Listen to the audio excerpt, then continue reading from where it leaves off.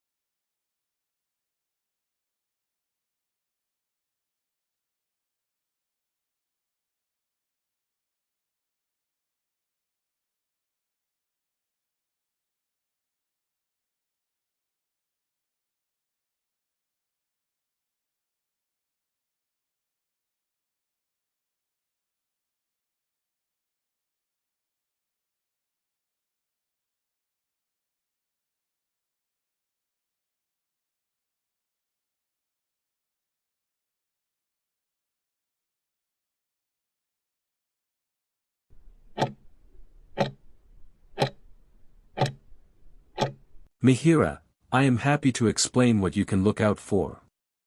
The main signs that your body may be getting low on fluid again are quite similar to what you experienced this time.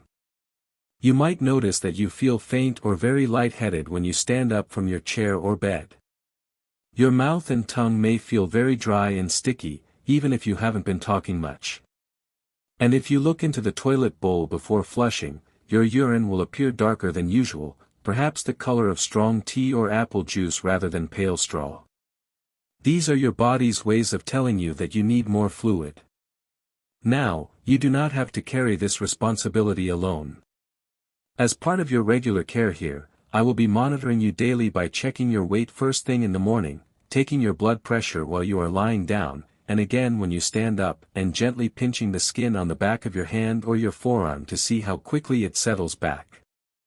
This helps us measure your hydration very accurately.